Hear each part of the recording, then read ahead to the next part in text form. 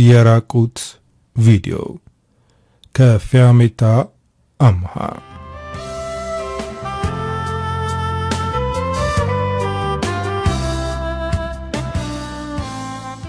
ሰዎች ሌባ ሲሰርቅ ገንዘብ እንደሚወስድ ያውቃሉ።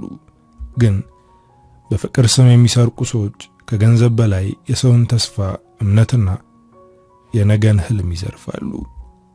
ይህ ታሪክ በቃላት ልብን ያሸንፍ የነበረ ነገር ግን በውሸት የብዙ ተስፈኛ ሴቶችን ህይወት ያፈራረሰ አንድ ወጣት ታሪክ ነው።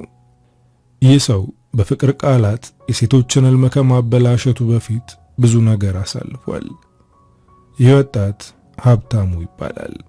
የደሃ ልጅ ስሙ ሀብታሙ ነው እንደሚባለው እሱም የደሃ ልጅ ቢሆንም ስሙ ግን ሀብታሙ ነው። ልጅ ያለ አብሯቸው ይጫወቱ የነበሩ ጓደኞቹ ሁሉም የሀብታም ልጆች ናቸው። ለሀብታሙ ሀብታም የመሆን ህልሙ የጀመረው ያኔ ነበር። ጓደኞቹ የሚፈልጉትን በቀላሉ ሲያገኙ፣ እሱ ግን ቢኖረኝ ብሎ ከመመኘት ያለፈ ምንም የማድረግ አቅም አልነበረውም። ጓደኞቹ የደሃ ልጅ ስለሆነ ያገሉታል፣ በልብስና በጫማ ያሾፉበታል። አባቱ በተወለደ በ3ኛው ወር ነበር የሞተው። እናቱ የሰው ልብስ እያጠበች ከሰው ቤት የተራረፈ ምግብ እያመጣች ልጇን እንዳይረበውና እንዳይከፋው የምትችለውን ታደርግ ነበር። ግን ቀስ በቀስ በሥራ በመጎዳቷ መታመም ጀመረች። እሷ ሰርታ ገንዘብ ካላገኘች ልጇ በረሃብ ይሞታል። ስለዚህ የመጨረሻ አማራጯ ቤተክርስቲያን ደጅ ቁጭ ብላ መለመን ነበር። የአካባቢውን ሰው አፍ ስለፈራችና ልጇን እንዳያሸማቀቁት ከነሱ ሰፈር ራቅ ያለ ሰው የማያውቃት አካባቢ በመሄድ መለመን ጀመረች። ይህን እንደምታደርግ ለልጇም አልነገረችውም። ግን ከሌላው ጊዜ በተለየ ጥሩ ምግብ ሰርታለትና ጫማ ስትገዛለት እማዬ ይህን ገንዘብ ከየት እያመጣሽ ነው ብሎ ጠየቃት። እሷም የሀብታም ቤት ውስጥ ልጆችን መንከባከብ እየሰራች እንደሆነ ነገረችው። ልጇን መዋሸት ፈልጋ ሳይሆን ከነገርኩት ይሸማቀቃል ብላ ስለፈራች ነው። አዲስ ልብስና ጫማ ሲለብስ ጓደኞቹ መናቃቸውን ቀነሱ። አብረው እንዲጫወት ይጠሩታል። ቦታ ሲሰጡት በጣም መደሰት ጀመረ። ግን ይሄ ደስታው ብዙም ሳይቆይ ከሸፈበት። ጓደኞቹ እናቱ እየለመነች እንደሆነ ሰሙ። ጓደኞቹ ብቻ ሳይሆኑ የሰፈሩ ሰው በሙሉ ይሄንን ነገር ሲሰሙ አዛይ መስለው ቤት በመምጣት እኛን ብትጠይቂ እናግዝሽ ነበር እኮ፣ እንዴት የሕፃን ልጅ እንዲሸማቀቅ ታደርጊያለሽ በማለት የውሸት ሐዘናቸውን ገለጹላት። ሀብታሙ ለመጫወት ወደ ጓደኞቹ ሲሄድ ተሳለቁበት። የለበሰው ልብስና ጫማ በልመና የተገዛ ነው አሉት። ሀብታሙ ይህንን ነገር መቋቋም ከበደው። እያለቀሰ ወደ ቤት ተመለሰ። ምን እንዳሳዘነው እናቱ ጠየቀችው። እሱም እሷን መውቀስ ጀመረ። አንቺ እንደምትለምኚ ጓደኞቼ ስላወቁ ጓደኛቸው እንደሆነ አልፈለጉም፣ በአንቺ ምክንያት ተሸማቀቅኩ አላት። ራቅ ያለ ቦታ ሄዳ ስትለምን የነበረው እሱ እንዳይሸማቀቅ ነበር። ግን መታወቁ አልቀረም። ለሱ ስትል ልመና ቁማ ድጋሚ የሰው ልብስ ማጠብ ጀመረች። አሁን ሀብታሙ እናቱ ልመና እንዳቆመችና ስራ እንደጀመረች ለጓደኞቹ ነገራቸው። ግን አሁንም በእናቱ ማሾፋቸውንና እሱን መናቅ አላቆሙም። ከ10ኛ ክፍል ወደ 11 ሲሸጋገር እናቱ በጠና ታመመች። የቀበሌ ቤት ስለሚኖሩ የቤት ኪራይ አልነበረባቸውም። ነገር ግን ቤት ውስጥ የሚላስ የሚቀመስ አልነበረም። እናቱ ከህመሙ በላይ የምግብ እጥረት አዳከማት። እናቱ በምትሰራው ስራ ይሸማቀቅ የነበረው ሀብታሙ አሁን የሆቴል በር ላይ ቆሞ ተመላሽ አለ እያለ መጠየቅ ጀመረ። ይህንን የሚያደርገው ለራሱ ብቻ ሳይሆን ለእናቱ ብሎ ነው። እናቱ ህመሟ እየባሰ ሄደ።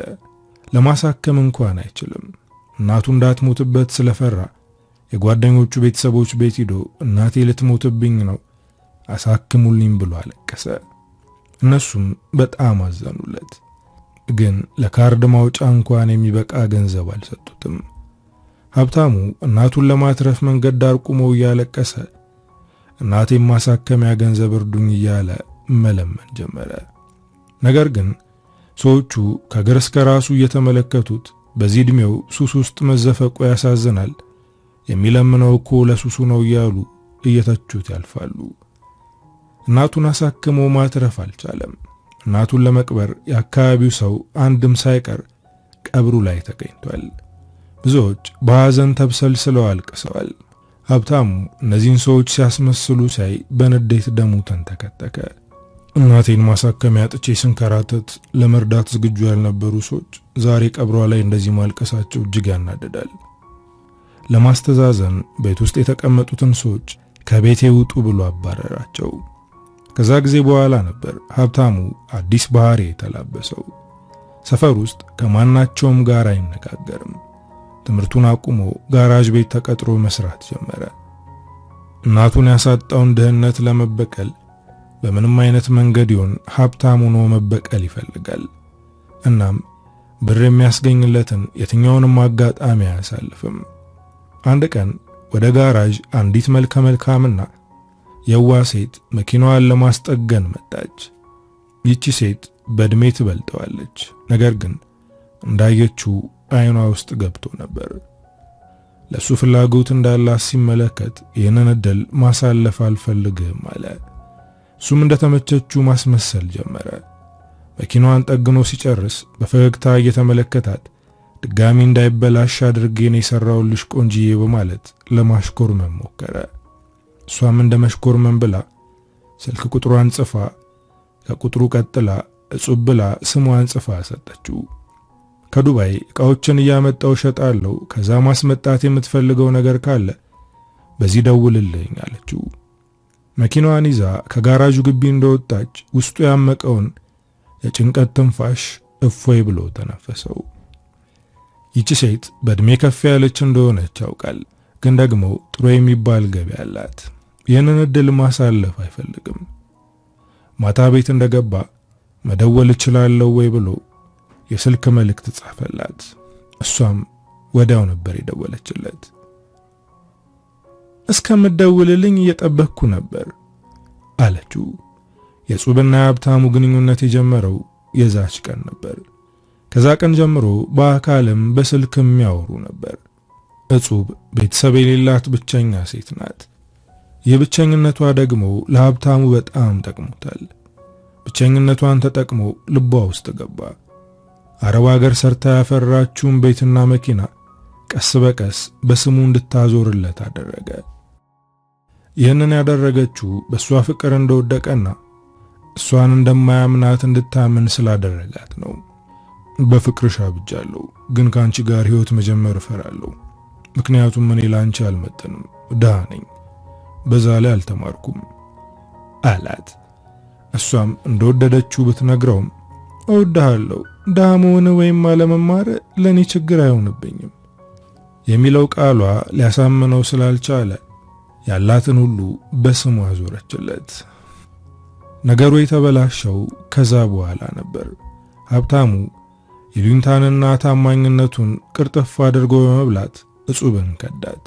እጹብ ይህን ሀብት ያፈራችው በሰው ሀገር ተንከራታ ስለሆነ ሕይወቷ ላይ ከባድ ውሳኔ ወሰነች። ራሷን ከድልድይ ወርውራ ወደማትመለስበት ዓለም ሄደች። ቤተሰብና ጠያቂ ስለሌላት ማንም እሱን አልጠየቀውም። ሀብታሙ የእጹብ ሞት ልቡን ሰብሮ እንዲጸጸት አላደረገውም። ምንም ሳይለፋ ቤትና መኪና ኑሮታል። በመኪናው ራይድ መስራት ጀመረ። ግን አሁንም ድህነት አብሮት እንዳለ ይሰማዋል። ከዚህ በላይ የናጠጥኩ ሀብታም መሆን አለብኝ ብሎ ወስኗል። በሶሻል ሚዲያ አረብ ሀገር የሚሰሩ ሴቶችን ማደን ጀመረ። ብዙ ፌክ አካውንቶችን ከፍቶ ሴቶችን እያወራ ነው። የሚያወራቸው ሴቶች ብዙ ቢሆኑም ከብዙዎቹ መካከል ሶስቱን ወጥመድ ውስጥ አስገብቷቸዋል። አንዷ ሐዊ ትባላለች። የምትኖረው ዱባይ ነው። ወደ ዱባይ ከሄደች 7 ዓመት ሆኗታል። ሰርታ ራሷን ለመለወጥ ብትሄድም የሰራችበትን ለቤተሰብ እየላከች ለራሷ ምንም ገንዘብ መያዝ አልቻለችም። በዚህ ሁኔታ ውስጥ እያለች ነበር በሶሻል ሚዲያ ከሀብታሙ ጋር የተዋወቀችው። በጣም እንደሚያስብላት ማስመሰል ጀመረ። ይህን ሁሉ ዓመት ለቤተሰብ ረድተሻል፣ ከዚህ በኋላ ግን ለራስሽ መኖር ትጀምሪያለሽ፣ እኔ አግዝሻለሁ አላት። እሷም ጥሩ ሰው አገኘው ብላ እሱ የሚላትን መስማት ጀመረች። እሷ እየሰራች ትልክለታለች፣ እሱ ደግሞ ቤት ይገዛላታል። በዚህ ተስማምተው የምትልክለትን እያጠራቀመ እንደሆነ ነገራት። ከተወሰነ ጊዜ በኋላ ግማሹን ብር እኔ ሞልቼ ቤት ገዛውልሽ ብሎ ከሟቿ ጹብ የወሰደውን ቤት ፎቶ አንስቶ ላከላት። እቃውን ቀስ እያልን እናሟላለን በማለት ይበልጥ እንድትወደው አደረጋት። ሐዊ በሀብታሙ መልካምነት ተማረከች። በአካል ሳያውቀኝ እንደዚህ ማድረጉ በጣም ይገርማል አለች። ወንድሟ ደውሎ እስከዛሬ ለኛ ስታደርጊ ኑረሻል፣ አሁን ለራስሽ የምታደርጊበት ጊዜ ነው። አባዬ ቤት የምትሰሪበት ቦታ ሰጥቶሻል፣ ገንዘብ ላኪና ይሰራልሽ ሲላት በወንድሟ ንግግር ሳቀች። ከዚህ በኋላ በእናንተ አልታለልም፣ አዲስ አበባ ቤት ገዝቻለሁ፣ አዳማ የመኖር ፍላጎትም የለኝም አለችው።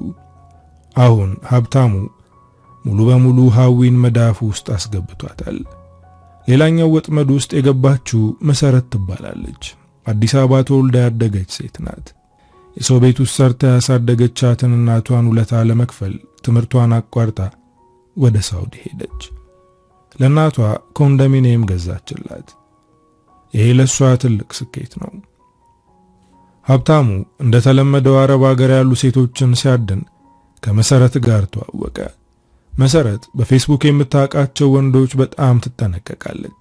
ምክንያቱም ብዙ ሰዎች በፌስቡክ ተዋውቀው ክህደት እንደሚደርስባቸው በተለያየ አጋጣሚ ሰምታለች። ሀብታሙንም መጀመሪያ አካባቢ ፈርታው ነበር፣ ግን ቀስ በቀስ እንድታምነው አደረጋት። ታክሲ እንድትገዛ አበረታታት። ወደ ሀገርሽ ስትመለሺ ይጠቅምሻል፣ ብሩ ቢቀመጥ ከተወሰነ ጊዜ በኋላ ዋጋው እያነሰ ነው የሚሄደው፣ ይሄ ግን ንብረት ስለሆነ ተንቀሳቅሶ መስራት ይችላል አለ። እሷም ያጠራቀመችውን ላከችለት። ሀብታሙ ታክሲ ገዝቶ ሹፌር ቀጥሮ ማሰራት ጀመረ። ከዛ በኋላ ለእናቷ ብር ስትልክ ለሱም አብራ ትልካለች። እንደተመለስኩ ድል ባለ ሰርግ ነው የምንጋባው፣ እናቴ ሳትሞት ዓለሜን አሳያታለሁ ትለዋለች። እሱም እሷን ሚስቱ ለማድረግ እንደጓጓ ይነግራታል። መተሽ እስክንጋባ ቸኩያለሁ፣ አንቺን ሚስቴ ለማድረግ ምንም ነገር አደርጋለሁ ሲላት ልቧ በፍቅር ይከንፋል። የሀብታሙ ወጥመድ ውስጥ የገባችው ሶስተኛዋ ሴት አበባ ትባላለች። አበባ የኮምቦልቻ ልጅ ናት። ወደ ዱባይ ከሄደች 4 ዓመቷ ነው። የካህን ልጅ ስለሆነች መንፈሳዊ ነገር ላይ ታተኩራለች። ቴሌግራም መንፈሳዊ ግሩፕ ላይ ነበር ሀብታሙ የጠለፋት። እምነቱ ላይ ያለው ነገር ጥብቅ እንደሆነ ያስመስል ነበር። የጻፈ የሚለቃቸው ጽሑፎች አበባን ይስቧታል። ከሱ ጋር በግል ማውራት ጀመረች። መልካምና ምክሩ የሚያረጋጋ ሰው ሆኖ ነበር ያገኘችው። ከሱ ጋር ሳታወራ ካደረች ይጨንቃታል። ሀብታሙ አበባን እጅ ውስጥ ለማስገባት ጊዜ አልፈጀበትም። ስትመለስ በቁርባን እንደሚጋቡ ሲነግራት በጣም ነበር የተደሰተችው። የምትሰራበትን 5 ሰዓት ታስቀር ትልክለታለች። የምንወልዳቸው ልጆች ምንም እንዲጎልባቸው አልፈልግም፣ የተወሰነ ጊዜ ልስራና እመጣለሁ፣ እንደመጣው መውለድ ነው የምፈልገው አለችው። እሱም ልጅ በጣም እንደሚፈልግ ነገራት። ሀብታሙ አሁን 3ቱንም ሴቶች እየበዘበዘ ነው። ምንም የገንዘብ ችግር የለበትም። ቋሚ ንብረትም አፍርቷል። በገንዘቡ የፈለገውን ነገር እያደረገ ነው። ነገር ግን አሁንም እርካታና ደስታ አይሰማውም። ማታ ውድ የሆነ ክለብ ገብቶ ሲዝናና ያመሻል። የተመቸችው ሴት ካለች በገንዘቡ አብራው እንድታድር ያደርጋል። ባለው ገንዘብ እንደፈለገ ቢያደርግም ደስታን መግዛት አልቻለም። ከመጠጥ ጋር ያለው ቁርኝነት የጠበቀ ነው። እስኪ ሳይጠጣ አያድርም። እሱ ሰዎች በላባቸው ያፈሩትን ገንዘብ እየተጠቀመ የተቸገረ ሰው ሳይ ግን ለመርዳት እጁ አይዘረጋም። ንቀትና ትዕቢት ልቡን ደፍኖታል። አንድ ምሽት እየተዝናና ያለ አንዲት ቆንጆ ሴት ባንኮኒውን ተደግፋ እየጠጣች ተመለከታት። ወንዶች ሊያናግሯት ሲሞክሩ ፊት ነስታ ታባረራቸዋለች። እሱ እንደማታባረው እርግጠኛ ሆኖ ብርጭቆውን ይዞ ወደሷ ሄደ። መጠጥ ቀጂውን ቅዳላት ብሎ አዘዘው። እሷ ዞር ብላ እንኳን ሳታየው አመሰግናለሁ ግን አልፈልግም አለችው። ሀብታሙ የተለመደው የሴቶች መግደርደር መስሎት ድጋሚ ቅዳላት አለው። ያኔ በንዴት ዞር ብላ አይታ ሰው ያልፈልግም አልኩ አይደል እንዴ በማለት ተቆጣችው። እየጠጣን እንደዚህ አራስ ነብር ያደረገሽን ጉዳይ እንፈተዋለን በማለት ወደሷ በደንብ ተጠጋ። መጠጡን በአንድ ትንፋሽ ጨልጣ በመጠጣት ብር ሲኖራችሁ ጭንቅላታችሁ ይደፈናል ብላ ወጣች። ሀብታሙ እቺ ሴት እልህ አስይዘዋለች። ተከትሏት ወጣ። ሰዓቱ ስለመሸ ታክሲ የለም። በእግሯ መራመድ ጀመረች። መኪናውን ይዞ በቀስታ ተከተላት። ግቢ፣ የምትሄጅበት ቦታ ላደርስሽ በማለት ወደ መኪናው እንድትገባ ጋበዛት። እሷ ግን አልገባችም። በዝምታ መራመዷን ቀጠለች። ወደ መኪናው እንደማትገባ ሲረዳ መኪናውን አቁሞ እሱም ከሷ ጋር አብሮ መራመድ ጀመረ። እንደዚህ በመሆን የምከፍልሽን ገንዘብ ከፍ እያደረግሽው ነው፣ በጣም ብልህ ሴት ነሽ ሲላት ዞር ብላ በቃሪያ ጥፊ ያቃጠለችው። እንደዚህ መዳፈሯ በጣም አስገርሞታል። ስትመለከተኝ ጭኔ ለችርቻሮ ያቀረብኩ ይመስላል፣ አሁን ከፊቴ ዞር በልልኝ በማለት ተቆጣችው። ሴት ልጅ ገንዘብ የያዘውን ውሻ ደግሞ ስጋ የያዘ ሰው ሲያዩ ማሳደድ ይጀምራሉ። አድራሼን አፈላልገሽ ትመጫለሽ በማለት ፎክሮ ወደ መኪናው ተመለሰ። ሀብታሙ መኪናውን አስነስቶ ትቷት ተፈተለከ። እቺ ሴት ግን በሱ ገንዘብም ሆነ በቃላቶቹ የምትታለልለት ሴት አይደለችም። ሜሮን ትባላለች። ጠበቃ ነበረች። አሁን ግን ስራዋን አቁማለች። ሜሮን ዲግሪና ማስተርሷን የጨረሰች ብዙ ችሎቶችን ድል ያደረገች በጣም ጎበዝ ጠበቃ ነበረች። ለወላጆቿ ብቸኛ ልጅ ስለሆነች ወላጆቿ ምንም እንዳይጎልባት አድርገው ነው ያሳደጓት። በጣም የሚወዳትና የሚሳሳላት ወንድ ከጎኗ ነበር። ይህ ሰው ከልቧ የምታፈቅረው ወንድ ነው። በተጋቡ በሶስተኛው ቀን ነበር በመኪና አደጋ ህይወቱ ያለፈው። የሜሮን ህይወት ቀጥ ብሎ የቆመው የዛ ቀን ነው። ከዛ ጊዜ በኋላ ከራሷ ጋር ተለያየች። ስራ ቆመች። በመጠጥ ራሷን ደብቃ እየኖረች ነው። ቤተሰቦቿ እሷን ወደ ራሷ ለመመለስ የሚችሉትን እያደረጉ ነው፣ ግን ለውጥ የለም። ከአንዴ ሁለቴም ራሷን ለማጥፋት ሞክራለች። ወላጆቿ የሚያደርጉት ጠፍቶባቸዋል።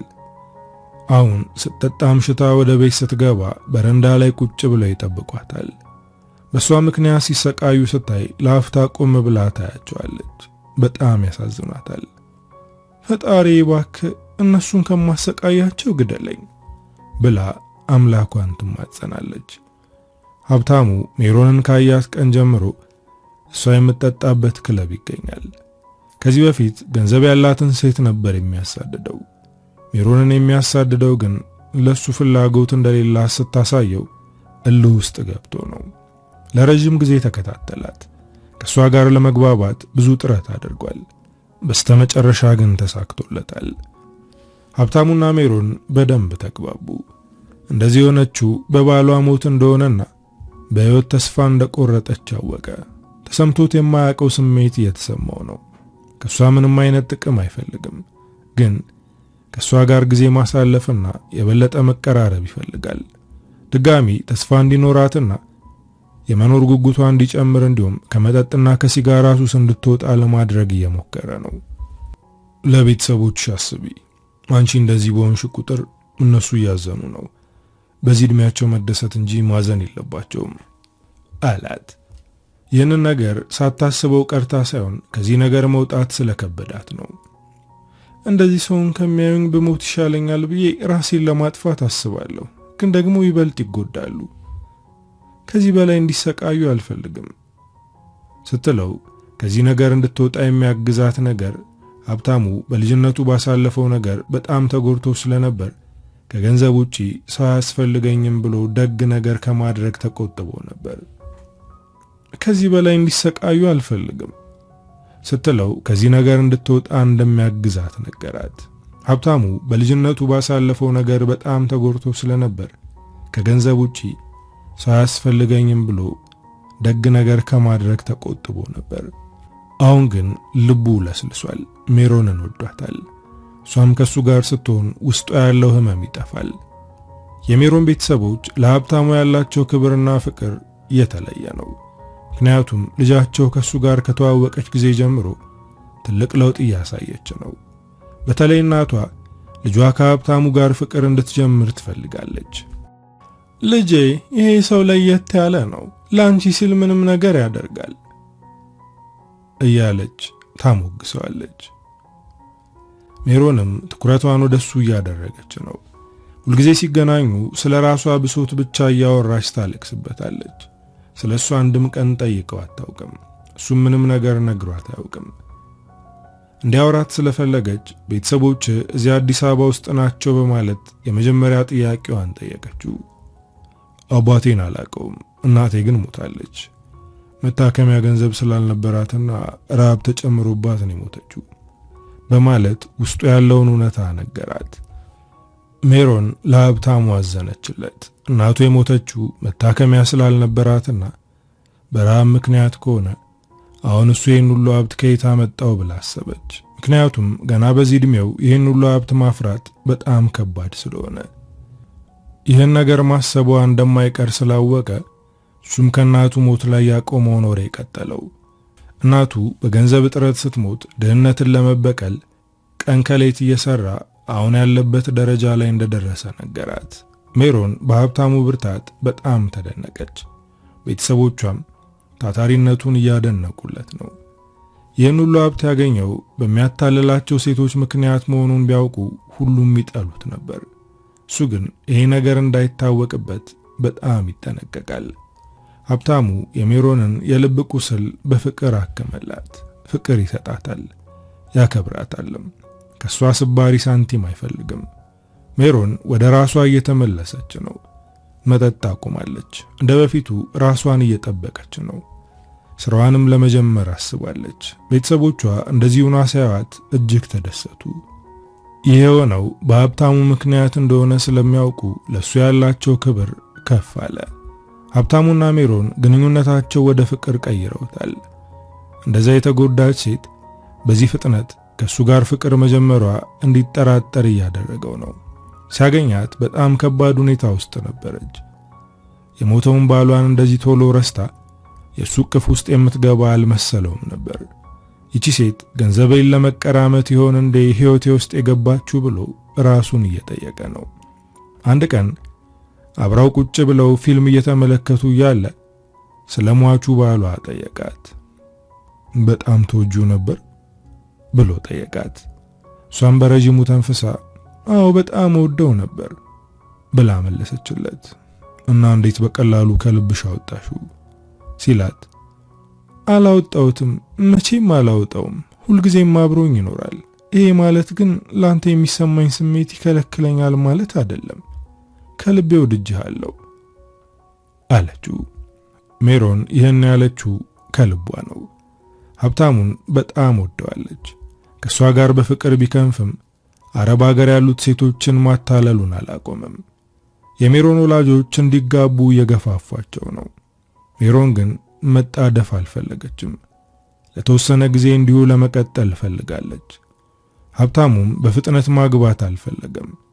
እሷን ሳይፈልጋት ቀርቶ ሳይሆን ወደ ትዳር ከመግባቱ በፊት የነዛኞቹን ሴቶች ጉዳይ መቋጨት አለበት። መሰረት ልትመለስ እንደሆነ ስትነግረው ደነገጠ። ድንገት ቤት የመጣች ያክል ነበር የተሰማው። ለመምጣት ያብቃሽ፣ ኤርፖርት አበባ ይዤ ነው የምጠብቅሽ ሲላት ደስ አላት። ግን መጀመሪያ የእናቴ ቤት ነው የሚሄደው አለችው። እሱም በምትለው ሐሳብ ተስማማ። ነገር ግን የተስማማበትን ነገር አላደረገም። ከመሰረት ጋር የሚያወራበትን የፌስቡክ ገጽ አጠፋው። ሙሉ ለሙሉ ከሷ ጋር ያገናኘኛል ብሎ ያሰበውን ነገር ሁሉ አጠፋው። ነገር ግን የላከችለትን ፎቶዎችና የራቁት ቪዲዮ አላጠፋቸውም። እነዚህ ፎቶና ቪዲዮዎች ድንገት አንድ ነገር ከተፈጠረ ማስፈራሪያ ይሆኑኛል ብሎ ነው የያዛቸው። የመሰረት ብቻ ሳይሆን የህዊና የአበባም አሉት። እነዚህ ነገሮች ሲያስልካቸው የነበረው ሆን ብሎ ነበር።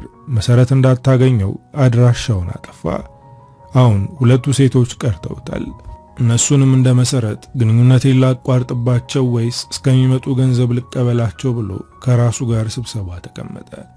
የተወሰነ ቀን ከቆየው ገንዘብ እቀበላቸዋለሁ፣ ነገር ግን ካሁኑ ብለያቸው ጥሩ ይመስለኛል። ድንገት ይህንን ነገር ሜሮን ካወቀች ድጋሚያውን የሚሰማኝን ደስታ አላገኘውም በማለት ከአበባና ከህዊ ጋር የሚያገናኘውን ኮንታክት በሙሉ አጠፋ። አሁን ከሜሮን ውጪ ህይወቱ ውስጥ ሌላ ሴት አትኖርም። ሀብትና ንብረት አለው። በዛ ላይ የሚወዳት ሴት አለች። ከዚህ በላይ ምን ያስፈልገዋል? ከሴቶች ጋር ግንኙነቱን ባቋረጠ በሳምንቱ ለሜሮን የታገቢኛለሽ ጥያቄ አቀረበላት። ጥያቄው ድንገት ሳታስበው ስለነበር አዎ አገባሃለሁ ለማለት ከብዷት ነበር። በጥያቄው ግራ ስትጋባ እሱም ፈራ። የምትወደኝ ከሆነ ለምንድነው እንደዚህ የፈራችሁ በማለት ራሱን ጠየቀ። የሁለቱም ጭንቅላት ውስጥ ፍርሃትና ጥርጣሬ ቢኖርም ልባቸውን አዳምጠዋል። ቀለበቱን ጣቷ ውስጥ ሲያደርግላት የሞተውን ባሏን እያስታወሰች ነበር። ቀኑን ታስታውሰዋለች። ሰኞ ቀን ነበር። ችሎት ነበራት። በጣም ከባድ ነበር። ነገር ግን አሸነፈች። አሸንፋ ስትወጣ በር ላይ ተንበርክኮ ጠበቃት። ሚስቴ ለመሆን ፍቃደኛ ነሽ የኔ ፍቅር ብሎ ሲጠይቃት በደስታ እየተፈለቀለቀች በደስታ ብላ እጇን ዘረጋችለት። አሁን ሀብታሙ ቀለበት ሲያደርግላት ያቺን ቀን ያስታወሰች ነበር። እንባዋ ዱብ ዱብ አለ። የደስታን ባያነባች መሰለው፣ ግን አይደለም። እሷ ያለቀሰችው ለሞተው ባሏ ነው። መሰረት ወደ ሀገሯ ልትገባ 2 ቀን ሲቀራት ነበር ሀብታሙ እንደ ጉምተን ነው የጠፋባት። ግን አልደነገጠችም። ምክንያቱም የጠፋው ሰርፕራይዝ ሊያደርጋት እንደሆነ እያሰበች ስለነበር ነው። ኤርፖርት አበባና ቀለበት ይዞ ይጠብቀኛል ብላ ነበር። ግን እንኳን አበባና ቀለበት እሱ ራሱ የለም። የተቀበለቻት እናቷና የእናቷ ጎረቤት ነበሩ። አይኗ ተንከራተተ፣ ግን እሱ የለም። ፍቅረኛሽ ሊቀበልሽ የሚመጣ መስሎኝ ነበር፣ ግን እስካሁን አልመጣም አለቻት እናቷ። መሰረት እናቷ እንዳታዘን ሰርፕራይዝ ላደርገው ስለሆነ እንደምመጣ አልነገርኩትም አለቻት። እናቷ ባትኖርና አዲስ አበባን ባታውቃት ጉድ አድርጓት ነበር። ኤርፖርት ይጠብቀኛል ብላ ስትመጣ እሱን አታገኘውም። በዛ ላይ ገንዘብ የላትም። ሁሉንም ለሱ ልካለች። ከእናቷ ጋር ወደ ቤት ሄደች፣ ግን በጣም ከፍቷታል። ፊቷ ላይ ሐዘን ይታያል። ልጄ ወደ ሀገርሽ በመመለስሽ ደስ አላለሽም እንዴ? በማለት እናቷ ስትጠይቃት እንባዋን መቆጣጠር አልቻለችም። እማዬ ሀብታሙ ከመምጣቴ ከ3 ቀን በፊት ነው ስልኩን ያጠፋው። በምንም አይነት መንገድ ላገኘው አልቻልኩም። በጣም ፈርቻለሁ። ይህ ሰው እያታለለኝ ቢሆንስ አለቻት። እናቷም የፈራችው ልጄን እያታለላት ቢሆንስ ብላ ነው። ነገር ግን ይበልጥ ልታስጨንቃት አልፈለገችም። ተይ እንደዚህ አይነት ነገር አታስቢ አለቻት። ቀናቶች እየተቆጠሩ ነው፣ ግን ሀብታሙ እስካሁን የለም። እንዳታለላት እርግጠኛ ሆነች። የለፋውበትን ገንዘብ በልቶ ጠፋ እያለች በንዴት ትብሰለሰላለች። እንደዚህ ስትሆን እናቷ ተጨነቀች። ይቺ ልጅ በዚህ ከቀጠለች ታብዳለች። ልጄን ላጣት ነው ብላ ፈርታለች። የኔ ልጅ ቤት አለን፣ እዚያ አብረን መኖር እንችላለን። ስራ ፈልገሽ መስራት ትጀምሪያለሽ። እባክሽ በዚህ ነገር መብሰልሰልሽን አቁሚ አለቻት። እሷ ግን ከውስጧ ልታወጣው አልቻለችም። እሷ የላከላት አንድ ፎቶ ነበራት። እሱም ፎቶ ፌስቡክ ላይ ለጥፋ ይሄ ሰው አታሎኛል፣ አድራሻውን የምታውቁ ሰዎች ጠቁሚኝ ብላ ጻፈች። በዚህ ፖስት ምክንያት ነበር ከህዊና ከአበባ ጋር የተዋወቀችው። እነሱም በሀብታሙ መታለላቸውን በውስጥ መልእክት ላኩላት። ሀብታሙ አጭበርባሪ መሆኑን ሙሉ ለሙሉ አረጋገጡ። ሀብታሙ ይህንን ፖስት አይቶታል። መጀመሪያ ደንግጦ ነበር። የደነገጠው ሜሮን ታያዋለች ብሎ ፈርቶ ነው። ነገር ግን እሷ ፌስቡክ አትጠቀምም። አበባና ህዊ ወደ ሀገራቸው ተመለሱ። የመጡት በመሰረት ምክንያት ነው። ይህንን ሰው መበቀል አለብን፣ ከዛ ተመልሰን ሄደን እንሰራለን አለቻቸው። መተው ያረፉት እሷ ጋር ነበር። ሶስቱም ከዚህ በፊት አይተዋወቁም። ነገር ግን አሁን ሲታዩ ለዓመታት የሚተዋወቁ ነው የሚመስሉት። የመሰረት እናትም ወዳቸዋለች። እሱ ያለበትን ቦታ ለማግኘት እየፈለጉ ነው። መሰረት ፌስቡክ ላይ የለጠፈችው ፎቶ ስር የተጻፉትን ኮሜንቶች ማንበብ ጀመሩ። አብዛኛው ስድብ ነው። የአረብ ሀገር ሴቶች መታለል አይሰለቻችሁም የሚል አስተያየት ይበዛዋል። ከዚህ መካከል አንድ ኮሜንት አገኙ። ሀብታሙ ከመኪና ሲወርድ የሚያሳይ ፎቶና ጽሑፍ አለው። የሰውየው ፎቶ ከዚህ ሰውዬ ጋር ይመሳሰላል የሚል ጽሑፍ ነበር። ይህ ሰው ሀብታሙ መሆኑን እርግጠኞች ናቸው። ኮሜንት የሰጠውን ሰውዬ በውስጥ አናገሩት። እሱም ነገራቸው። ይህ ሰውዬ እጮኛ ቤተሰቦች እኛ ሰፈር ነው በማለት ነገራቸው። አበባ በሐዘኔታ አንገቷን አቀርቅራ እጮኛ ያለው ማለት ነው በማለት አዘነች። ጥልቅ የሆነ ፍቅር ውስጥ ገብታለች። ለዚህ ሰውዬ የሚሰማሽን ስሜት አውጥተሽ ጣይ፣ ምክንያቱም ይህ ሰው አጭበርባሪ ሌባ ነው፣ ሁላችንንም አጭበርብሯል፣ ማን ያውቃል ሌሎች ሴቶችም ይኖሩ ይሆናል፣ ስለዚህ ለሱ የሚሰማሽ ስሜት የተሳሳተ ነው አለች መሰረት። ሀዊም ውስጧ ያለውን ንዴት በመተንፈስ ፊት ለፊት ካገኘሁት ግን የምገለው ይመስለኛል አለች። እኔ ግን ከዚህ የተሻለ ነገር አስቤያለሁ። ከገደልነው በሰማይ ቤትም ሆነ በምድር ከባድ ቅጣት ይጠብቀናል።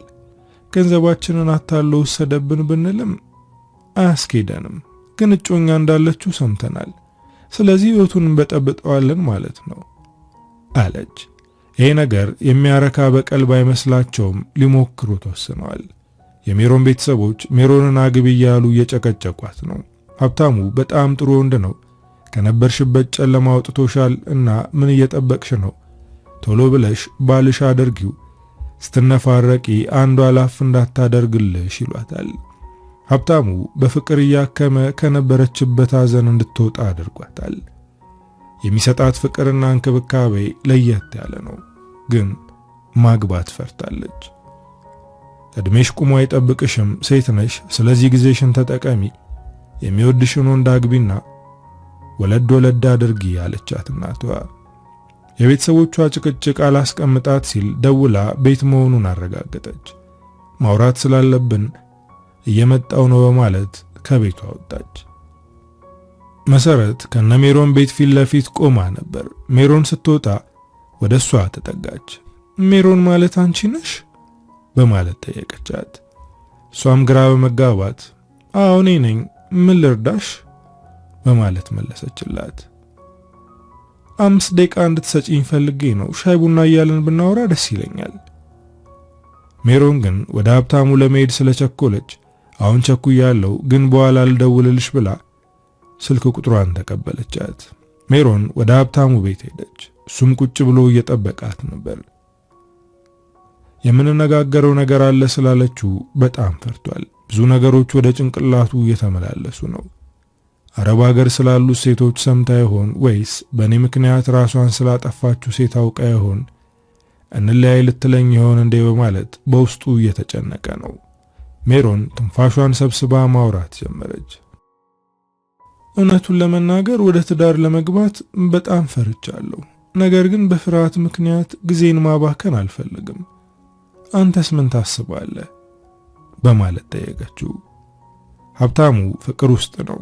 ሜሮን ሚስቱና የልጆቹ እናት እንድትሆን ይፈልጋል፣ ግን ደግሞ ውስጡ በፍርሃት ተሞልቷል። እኔም ፈርቻለሁ ማለት አልፈለገም። በድፍረት ወደ ትዳር ለመግባት ወሰነ። እንጋባና እርስ በርሳችን እየተራረምን እንሄዳለን አላት። እሱ ይህንን ሲናገር ተደፋፈረች። በዚህ ከተስማማን ብዙም ሰው ሳንጠራ ቤተሰቦቻችንና ጓደኞቻችን በተገኙበት እንጋባለን አለችው። ፕሮግራሙን ቀጣይ ወር ለማድረግ ተስማሙ። ይህንን አውርተው ሲጨርሱ አሁን ሊድ የሆነች ሴት እንገናኝ እያለች ነው ስትለው ጥርጣሬ ተሰማው።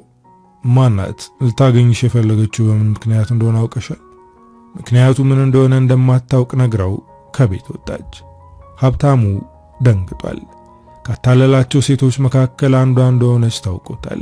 ለሶስቱም ሴቶች በፌስቡክ የቪዲዮና የፎቶ መልእክት ላከላቸው። ይሄ ቪዲዮና ፎቶ እነሱን እርቃናቸውን የሚያሳይ ነው። በጣም ደነገጡ።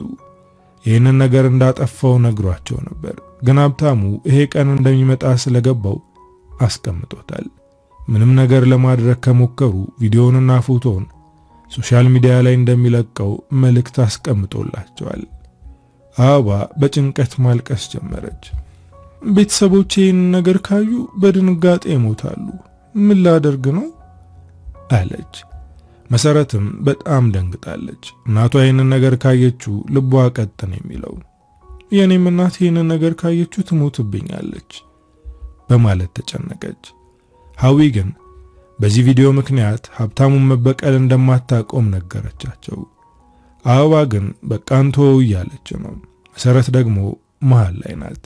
ሀብታሙን መበቀል ትፈልጋለች፣ ግን ደግሞ ይህንን ቪዲዮ ከለቀቀው እናቷን ታጣታለች። እሱን መበቀላችንን ብንተውም ይሄ ቪዲዮ እሱ ጋር እስካለ ድረስ ምንም ዋስትና የለንም፣ አንድ ቀን ይለቀዋል አለች ሀዊ። እውነት ነው፣ አሁን ባይሆንም ሌላ ጊዜ ይለቀዋል። ከዚህ ነገር ማምለጥ አንችልም። ግን እጮኛውን አግኝተን ብናናግራት ምናልባት እሷ ልታግዘን ትችላለች በማለት መሰረት ሐሳቧን አካፈለቻቸው። አበባ ግን አሁንም አይሆንም እያለች ነው። በቪዲዮ ምክንያት ተረብሻለች። መሰረት እጇን አጥብቃ ያዘቻት። ይሄ ቪዲዮ እሱ ጋር እስካለ ድረስ ምንም ዋስትና የለንም። ዛሬ ላይ ለቀው ይችላል፣ ነገር ግን ሌላ ጊዜ ይለቀዋል። በሱ ምክንያት ብዙ የሚጎዱ ሴቶች ይኖራሉ። ስለዚህ ልናስቆመው ይገባል ስትላት ትንሽ ተረጋጋች። መሰረት ሜሮን ስትደውልላት ከቤት ወጣች። ሁሉንም ነገር አፍረጥርጣ ልትነግራት ተዘጋጅታለች። ለሁለቱም የማይርቅ አንድ ካፌ ውስጥ ተገናኙ። መሰረት ውስጧ በጣም ፈርቷል፣ ግን ደግሞ ይህንን ማድረግ አለባት። ሜሮን ለምን እንደፈለገች አጠየቀች። እንደዚህ በጥብቅ የፈለግሽ ለምንድነው ስትላት መሰረት ቶሎ ብላ ስለ እጮኛሽ ጉዳይ የምነግርሽ ነገር ስላለ ነው ብላ መለሰች። ሜሮን አሁን ነገሩን ለመስማት ይበልጥ ጓጓች።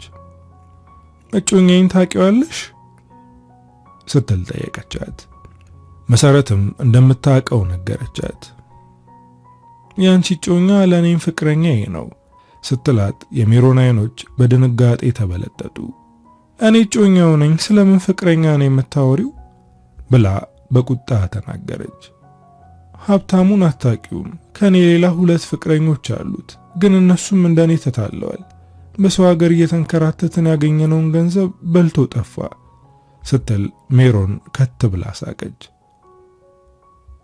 ሰው ተመሳስሎብሽ ይሆናል እንጂ ሀብታሙ እንደዛ አይነት ሰው አይደለም ብላ ለጮኛዋ ጥብቅና ቆመችላት። ይህንን ያደረገው ያንቺ ጮኛ እንደሆነ እርግጠኛ ነኝ።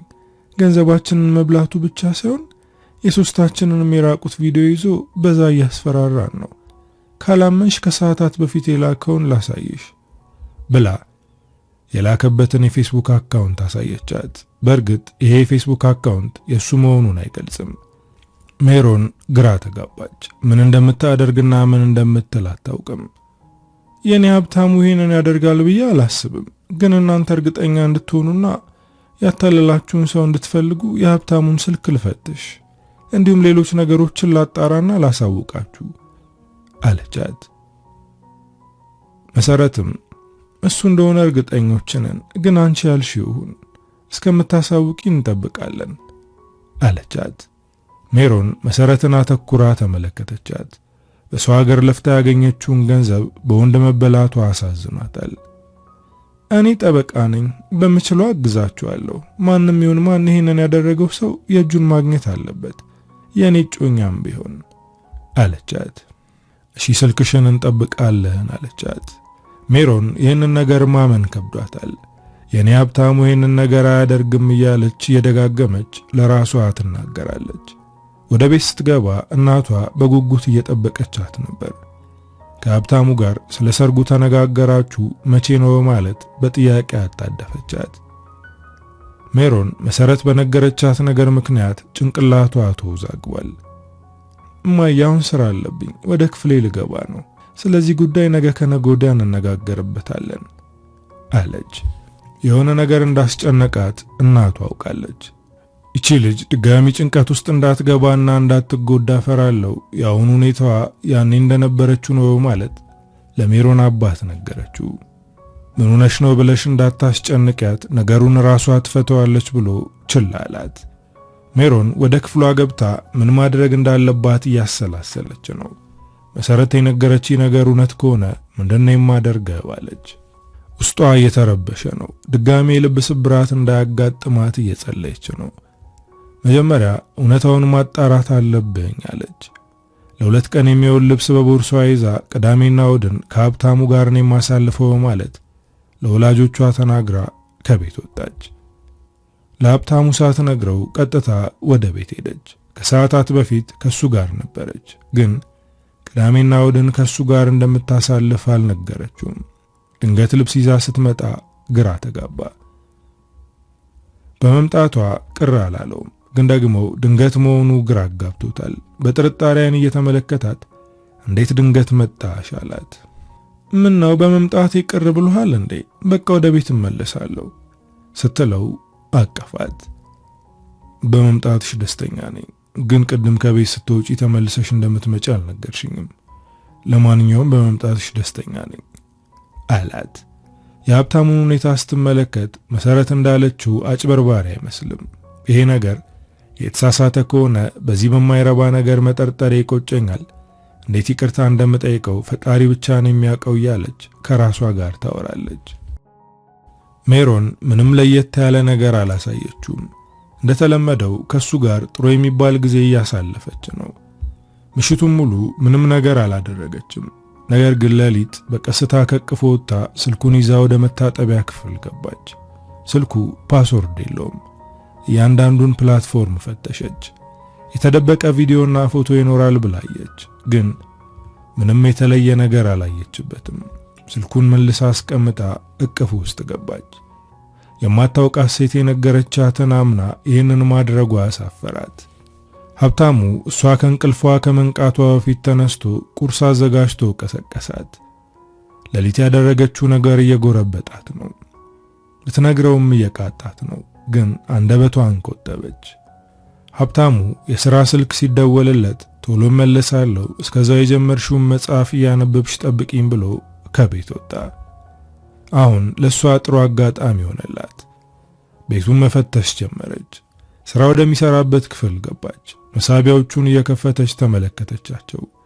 ምንም የተለየ ነገር ልታገኝ አልቻለችም። ጥግ ላይ ወደ ተደረደሩት መጽሐፎች ተጠግታ ማየት ጀመረች። ከመጽሐፎች መካከል በክላሰር የተቀመጠ ሰነድ አየች። በቀስታ አንስታ አገለጠችው። ለየት ያለ ነገር ነበር ያገኘችው። ቤትና መኪና ወደ ስሙ ያዞረበት ሰነድ ነው። ማታለሉን ሀብሎ የጀመረባት ሴት ንብረቷን በሱ ስም ያደረገችበት ሰነድ ነው። ለሜሮን ይሄ ሁሉ ሀብት ሰርቶ እንዳመጣው ነበር የነገራት። ሰነዶቹን በሙሉ በስልኳ ፎቶ አነሳቻቸው። ከዚህ ውጪ ሌላ ለየት ያለ ነገር አላገኘችም። እሁድና ቅዳሜን ከሱ ጋር አሳልፋ ሰኞ ጠዋት ወደ ወላጆቿ ቤት ተመለሰች። ሌላ የተለየ ነገር የለም፣ ግን ንብረቷን በስሙ ያዞረችለት ሴት ማን ናት አለች። እናቱ እንደሞተች አካባቢ ሰራበት የነበረውን ጋራጅ ቤት የት አካባቢ እንዳለ ነግሯት ስለነበር ከጅምሩ ለማጣራት ወደዛ ሄደች። ሰራተኞቹን ስታናገራቸው አናቀውም አሏት። ምክንያቱም ከዛ ጋራዥ ከወጣ ዓመታት አልፈዋል። ግን አለቃቸውን ብታናግረው ምናልባት ሊያቀው ይችላል። ሜሮን ወደ አለቃቸው ሄደች። እሱም በስርዓት ነበር ያስተናገዳት። ምን ልርዳሽ ብሎ ሲጠይቃት ከዓመታት በፊት እዚህ ሰራ ስለነበረ ሰው ልጠይቅ ፈልጌ ነው፣ ሀብታሙ ይባላል በማለት ፎቶውን አሳየችው። ሰውየው ፈገግ አለ። ተመስገን ያውቀዋል ማለት ነው አለች። አውቀዋለሁ፣ እዚህ የቀጠርነው በጣም አሳዝኖን ስለነበር ነው። ምክንያቱም እናቱን ያጣበት ምክንያት ልብ የሚነካ ነው። ሰርቶ እንዲለወጥ እዚሁ ቀጠር ነው። ነገር ግን ለአንዲት ንጹህ ሴት የመሞት ምክንያት ሆነ ሲላት ሜሮን ደነገጠች። በደንብ እንዲነግራት ስለፈለገች ጠበቃ መሆኗን ነገረችው። እዚህ መኪና ለማስጠገን የመጣች ሴት ጋር የፍቅር ግንኙነት ጀምሮ ነበር። ያቺ ሴት የተወሰነ በእድሜ ትበልጠዋለች፣ ግን እድሜ ሳይገድበው ስራውን ትቶ ከሷ ጋር መኖር ጀመረ። እኛም ፍቅር ውስጥ ገብቶ ነው ብለን አምነነው ነበር፣ ግን ፍቅር ውስጥ አልነበረም። እሷም ፍቅር ውስጥ አስገብቶ እንደፈለገ ያሽከረክራት ነበር። ሙሉ ንብረቷን በስሙ እንድታዞር አደረጋት። ከተወሰነ ጊዜ በኋላ ራሷን እንዳጠፋች ሰማን። ያቺ ሴት የሞተችው በሱ ምክንያት እንደሆነ ሁሉም ሰው ያውቃል። ይህን ሁሉ ንብረት ሰርቶ እንዳመጣ ያስመስላል፣ ግን እንደዛ አይደለም። በሴቶች ላብ የመጣ ሀብትና ንብረት ነው ብሎ ነገራት። ሜሮን ሰውነቷ እየተንቀጠቀጠ ነው። እንደምንም ራሷን ተቆጣጥራ ሰውየውን አመስግና ወጣች። በድንጋጤ መራመድ ስላልቻለች አቅራቢያዋ ወዳለ ካፌ ገብታ ቁጭ አለች። ከምን አይነት ሰው ጋር ነው ትዳር ለመመስረት የተዘጋጀሁት? በቃ እኔ ህይወት አጋር አልተፈጠረልኝም ማለት ነው ብላ ስቅስቅ ብላ አለቀሰች። ግን ወዲያው እንባዋን ጠራርጋ ከዚህ በፊት ወደ ነበርኩበት ሐዘንና ድብርት አልገባም፣ ጠንካራ መሆን አለብኝ፣ እሱ የበደላቸውን ሴቶች አግዛቸዋለሁ በማለት ራሷን አጠነከረች። እዛው ቁጭ እንዳለች ለመሰረት ደወለችላት። ሁላችንም ተገናኝተን መነጋገር አለብን በማለት አድራሻቸውን ተቀብላ ከካፌው ወጣች። መሰረት በሰጠቻት አድራሻ ሄደች። ሜሮን ከሴቶቹ ጋር ተዋወቀች። ስለ ሀብታሙ የሰማችውን ነገር ነገረቻቸው። ሀብታሙ አሁን ሁሉንም ነገር አስተካክሏል። እያሰበ ያለው ስለ ትዳር ነው። ሜሮን ለሱ ልዩ ሴት ናት። ከሷ ጋር ትዳር መስርቶ ልጆች እንዲኖራቸው ይፈልጋል። ሴቶቹ ከዚህ በኋላ ህይወቱን እንደማይበጠብጡ እርግጠኛ ነው። ምክንያቱም የላከላቸው ቪዲዮ እነሱን የማስቆሚያ መሳሪያ ነው። ሜሮን ከሴቶቹ ጋር እቅድ አውጥታለች። የመጀመሪያ ስራዋ የሚሆነው እሱ ጋር ያለውን የሴቶቹን ቪዲዮ ማጥፋት ነው። ይሄን ለማድረግ ቀላል አይደለም፣ ግን ምንም ሳታስነቃ ፍቅረኛው እንደሆነች ትቀጥላለች። ሁሉንም ነገር ከጨራረሰች በኋላ ግን አይኑንም ማየት አትፈልግም። ማታ ከወላጆቿ ጋር ራት ለመብላት ቁጭ ከማለቷ እናቷ አሁንም ስለ ሰርግ ማውራት ጀመረች። ሜሮን ግን ሌላ ርዕስ በመክፈት እናቷን ዝም ማስባለቻት። አባዬ የመስሪያ ቤታችሁ ጠበቃ እንደሚያስፈልገው ስታወራ ሰምቼ ነበር፣ ቀጠራችሁ እንዴ በማለት ጠየቀችው። የአባቷ ፊት እንደ ፀሐይ ሲፈካ ተመለከተችው። ልጄ አሁንም መስሪያ ቤታችን ጠበቃ ይፈልጋል። የመስራት ፍላጎት ካለሽ ነገውኑ ሄደሽ አናግሪያቸው አላት። የሜሮን እናት ግን ሜሮን እንድታገባ እንጂ ስራ እንድትጀምር አትፈልግም። ምክንያቱም ስራዋ ላይ ትኩረት ካደረገች ትዳር የሚባለው ህይወት ትዝ አይላትም ብላ ታስባለች። የምታገቢው ባለ ሀብታም ነው፣ ምንም አይጎልብሽም፣ ለምን በስራ ራስሽን ታደክሚያለሽ አለቻት። የሜሮን አባት ተበሳጨ። ልጃችንን ያስተማርናት ለስም ብቻ ነው እንዴ?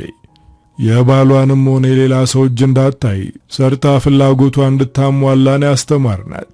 ስለዚህ የማይረባ ነገር አትናገሪ ብሎ ጮኸባት።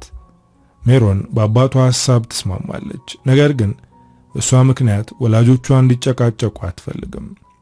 ሁለቱም እንዲረጋጉ ልጅ ያለች ስለምትሰራቸው ጥፋቶች እያወራች አሳቀቻቸው። ጭቅጭቃቸው ወደ ሳቅና ጨዋታ ተለወጠ። ሜሮን በነጋታው ወደ አባቷ መስሪያ ቤት ሄዳ የሥራ ማመልከቻ አስገባች። ሀብታሙ ይህንን ሲሰማ ተገርሟል። ሜሮን ሥራ የመስራት ፍላጎቷ ጠፍቶ ነበር። በአንድ ቀን አዳር ድንገተኛ ውሳኔ መወሰኗ እየገረመው ነው። ሰሞኑን አዳዲስ ጸባይ እያስተዋለ ነው። ሥራ ለመስራት ድንገት ያስወሰነሽ ነገር ምንድነው ማለት ቀለል አድርጎ ጠየቃት። ለምን አንተ ብቻ ትለፋለህ? እንዳንተ ብዙ ገንዘብ ባላገኝም የተወሰነ አግዝሃለሁ በማለት ጉንጩን ሳመችው። እሺ ልጅ እስከሚወለድ ትሰሪያለሽ፣ ከዛ በኋላ ግን እንድትሰሪ አልፈልግም። ልጆቻችን በእናታቸው እጅ እንጂ በሞግዚት እጅ እንዲያድጉ አልፈልግም በማለት እሱም ግንባሯን ሳማት። እነ መሰረት ሜሮን እስከምትነግራቸው ቸኩለዋል። ቪዲዮ መጥፋቱን ካረጋገጡ በኋላ እሷ ብቻ ሳትሆን እነሱም በይፋ ይጋፈጡታል። አበባ ግን ሜሮንን አላመነቻትም። ይቺ ሴት ሀብታሙን የምታፈቅረው ከሆነ ለኛ ሳይሆን ለሱ ነው የምትወግነው። እኔ እስከማሳውቃችሁ ጠብቆ ያለችው አውቃ ቢሆንስ አለች። እሷም እኮ ሴት ናት፣ እንዴት እንደዛ ታደርጋለች አለች ይዊ። መሰረትም ሜሮንን አምናታለች። እንደዛ የምታደርግ አይነት ሴት አይደለችም። ስለዚህ እሷ እስከምትደውልልን ድረስ እንጠብቅ አለቻቸው። ሜሮን ቪዲዮውን እየፈለገች ነው፣ ግን ልታገኘው አልቻለችም። ከቀናት በኋላ ወደ ሴቶቹ ሄደች። ቪዲዮውና ፎቶውን ማግኘት እንዳልቻለች ነገረቻቸው። ይህንን ስትነግራቸው ጥርጣሬ ውስጥ ነበረች። ምናልባት ይሄ ሁሉ ነገር የተቀነባበረ ውሸት ይሆን እንዴ? ሀብታሙ ንጹህ ሰው ቢሆንስ በማለት ጥርጣሬ ውስጥ ገብታለች። አበባ በጭንቀት እየተንቆራጠጠች ነግሬያችኋለሁ፣ ያንን ቪዲዮ ማጥፋት አንችልም። ስለዚህ እሱ የሚለንን ነገር ከማድረግ ውጪ አማራጭ የለንም አለች። ሀዊ በአበባ ንግግር በጣም ተበሳጨች። ገና ለገና ቪዲዮን ይለቃል በሚል ፍርሃት ምክንያት የሱ ባሪያ አልሆንም። እሱን ሳልበቀል አርፌ አልቀመጥም አለች። ሁለቱ ሴቶች መጨቃጨቅ ጀመሩ። መሰረት መሃላቸው ገብታ አረጋጋቻቸው። ከመጨቃጨቅ ይልቅ ሌላ መፍትሄ እንፈልግ አለች። ሜሮን በዝምታ ሴቶቹን ትመለከታለች። ያ ቪዲዮ ከተለቀቀ እነዚህ ሴቶች ምን እንደሚሆኑ እያሰበች ነው። አሁን ደግሞ እነሱን አምና ሀብታሙን ወንጅላለች። እኔ ቪዲዮውን መፈለጌን እቀጥላለሁ፣ ግን ጎን ለጎን የተነጋገርንባቸውን ነገሮችም እናደርጋለን፣ አትጨነቁ በማለት ወጣች። ቤተሰቦቿ ታገባለች ብለው እንዳይጠብቁ ይሄንን ነገር መናገር አለባት። ሀብታሙ ያደረገውንና እያደረገ ያለውን በሙሉ ለወላጆቿ ነገረቻቸው። አባቷ በጣም ተናደደ። ይሄ ሰውዬ አንቺንም የቀረበሽ ፍቅር ይዞታ አይደለም ማለት ነው አለ። እናቷ የሰማችው ነገር ቢያስደነግጣትም ሁሉም ሰው ስተት ይሰራል፣ ግን ከስተቱ ይማራል። ምናልባት ሀብታሙ አንቺን የቀረበሽ ፍቅር ይዞት ይሆናል። ከስተቱ ከታረመ ለምን ባደረገው ነገር ምክንያት ትርቂዋለሽ አለቻት። የእናትየዋ ንግግር አባትና ልጅን አናደዳቸው። አንቺ ጤነኛ አይደለሽም እንዴ? አይናችን እያየ የማይረባ ህይወት ውስጥ እንድትገባ ነው እንዴ የምትፈልጊው? በማለት ተቆጣ። አሁን ምንም እንዳልተፈጠረ ከሱ ጋር እንደምትቀጥል ነገረቻቸው። እነሱም የነገረቻቸውን ነገር በሚስጥር መያዝ እንዳለባቸው አስጠነቀቀቻቸው። ሀብታሙ ይህን ነገር ከሰማ የሴቶቹን ቪዲዮ ወዲያው ሶሻል ሚዲያ ላይ ይለቀዋል። ስለዚህ መጠንቀቅ አለባት። ሀብታሙ ብር ባንክ ውስጥ አያስቀምጥም፣ መኪና ወይም ቤት ገዝቶ ያስቀምጣል። ሜሮን ደግሞ ይህንን ታውቃለች። ይህ ሁሉ ንብረት የነዛ ምስኪን ሴቶች ላብ ነው። ስለዚህ እንደምንም ብላ መመለስ አለባት። ለዚህም አንድ ጥሩ እቅድ አቅዳለች። አባቷ እንዲያግዛት እቅዷን ነገረችው። እሱም እሷን ለማገዝ ፈቃደኛ ነው። እናቷ ግን ሀብታሙ ከሰራው ስህተት ተምሯል፣ ልጄን ከልቡን የሚወዳት ብላ ታምናለች።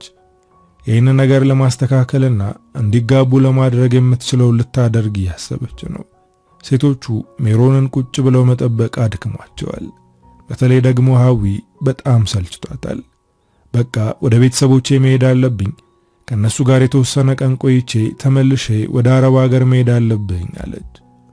የጀመርነውን ሳንጨርስ መሄድ የለብሽም፣ የዚህን ሰውዬ ውድቀት ማየት አለብሽ አለች መሰረት። አበባ በደከማ አንደበት የሱን ውድቀት ሳይሆን የራሳችን ውድቀት ነው የምናየው፣ ሀዊ እውነቷን ነው፣ እዚህ ቁጭ ብለን ጊዜያችንን ማጥፋት የለብንም፣ ተመልሰን መሄድ አለብን አለች። መሰረት ግን የሀብታሙን መጨረሻ ሳታይ የትም አትሄድም። እህቶቼ፣ ይሄ ሰውዬ ላባችንና ጊዜያችንን ቀርጥፎ በልቷል። የኛ አልፏል፣ ግን ሌሎች ሴቶች እንደኛ መታለል የለባቸውም። ለነሱ ስንል ከሜሮን ጋር ተባብረን እሱን መጣል ይኖርብናል አለች። ሀዊ እነ ሜሮን ያቀዱት እቅድ እንዳይበላሽባቸው ነው እንጂ ሄዳ አንገቱን ታንቀው ነበር። ግን ለነሱ ስትል ታግሳለች። ለመሰረትና ለሜሮን ሲሉ ሀዊና አበባ የትም ሳይሄዱ እዚሁ ከመሰረት ጋር ተቀመጡ።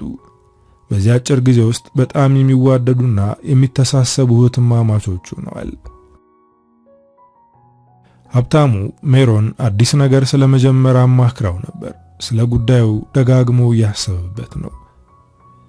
ከመኖሪያ ቤቱ ውጭ ያሉትን ንብረቶች በሙሉ ሽጦ ሜሮን የነገረችውን ድርጅት 30% ለመግዛት እያሰበ ነው። ሰውየው በዳ ስለተያዘ የድርጅቱን ድርሻ ሊሸጠው ስለሆነ እኛ እንግዛው፣ ከሰራንበት በደንብ አትራፊ ነው። በ6 ወር ውስጥ ሌላ ድርጅት የምንከፍትበት ትርፍ የሚያተርፍ ድርጅት ነው ብለዋለች። ከሷ ጋር ወደ ድርጅቱ ሄዶ ሰውየውን አናግሮታል። ሀብታሙ መኪኖቹንና አንዱን ቤት ሸጠ። ነገር ግን ብሩ አልሞላለትም። ብሩን ለመሙላት የሚኖርበትን ቤት አስይዞ ከባንክ ተበደረ። ይህንን ሐሳብ በቀላሉ ይቀበላል ብላ አላሰበችም ነበር። ግን እሱ ስላመናት ያለውን ሁሉ ሸጠ። መሸጡ ሳይበቃ የቀረውን ቤት ለባንክ አስይዞ ተበደረ። ሀብታሙና ሰውየው ተፈራረሙ። ሙሉ ገንዘቡን በጥሬው አስረከበ። የተፈራረሙበትንና ሰነዱን ሰጥቶት ሄደ። እሱን ከሸኘ በኋላ ወደ ሜሮን ጠጋ ብሎ ግንባሯን በመሳም ይሄ አዲሱ የአብሮነት ጅማሬያችን ነው አለ። እሷም ፈገግ አለች። አዎ ነገ ሱፍህን ለብሰ የድርጅቱን 40% ባለቤትና ሰራተኞችን ትተዋወቃለህ አለችው። ከሱ ጋር እንደቆመች ስልክ ተደወለላት። ማን እንደደወለ አይታ ድምጹን አጠፋችው። ማን የሚደውለው ማለት ጠየቃት። እሷም የማላቀው ስልክ ነው፣ በተደጋጋሚ ይደወላል፣ ሳነሳው ግን ምንም ድምጽ የለም፣ ምናልባት ችሎት ላይ ያሸነፍኳቸው ሰዎች ይሆናሉ ብላ ሳቀች። ነገሩን ቀለል አደረገችው። እሱ ግን ስለ አንድ ነገር እያሰበ ነው። ለሜሮን የሚደውሉት ሴቶቹ ናቸው አለ። እነዚህ ሴቶች ከሜሮን ጋር እንዳያለያዩት ፈርቷል። ከሜሮን ጋር ቶሎ መጋባት አለብን፣ ከመጋባታችን በፊት ይህንን ነገር ከሰማች ከኔ ጋር አትጋባም፣ አጣታለሁ፣ ከተጋባም በኋላ ግን ሁሉንም ነገር ራሴን እናዘዝላታለሁ፣ ያደረኩት ነገር እንደጸጸተኝና የጎዳቸው ሴቶችን ለመካስ ዝግጁ እንደሆንኩ ነግራታለሁ ብሎ ራሱን አዘጋጀ። በነጋታው ጠዋት ተነስቶ በቀዝቃዛ ውሃ ሻወር ወስዶ ለባብሶ ወደ ድርጅቱ አመራ። ሜሮንም በጠዋት ተነስታ ቁርስ ሳትበላ ወደ እነ መሰረት ቤት ሄደች። ወደ ቤት ስትገባ ፊቷ እንደ ፀሐይ አብርቶ ነበር። አዲስ ነገር እንዳለ ሴቶቹ ገብቷቸዋል። ቪዲዮውን አገኘሽው? በቃ ከዚህ በኋላ መጨናነቅ አይኖርም ማለት ነው አለች አበባ። አይ ቪዲዮውን ማግኘት አልቻልኩም፣ ግን ገንዘባችሁን አግኝቼዋለሁ አለች አበባ። በአንዴ ፈገግታዋ ጠፋ። እሷ ከገንዘቡ በላይ ቪዲዮ ያስጨንቃታል። በቃ አለቀልን አለች። መሰረት ሜሮንን አቀፈቻት። በጣም እናመሰግናለን፣ የምትሲውን አድርገሻል አለች። ሜሮንም አጥብቃ አቀፈቻት።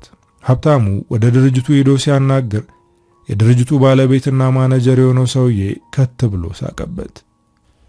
ወጣትነቴን የሰዋውበትን ድርጅት ለማንም አልሸጥኩም፣ ምናልባት ተሳስተሃል ወይም ደግሞ የአእምሮ በሽተኛ ነህ አለው። ሀብታሙም የተፈራረመውን ሰነዶች አውጥቶ አሳየው።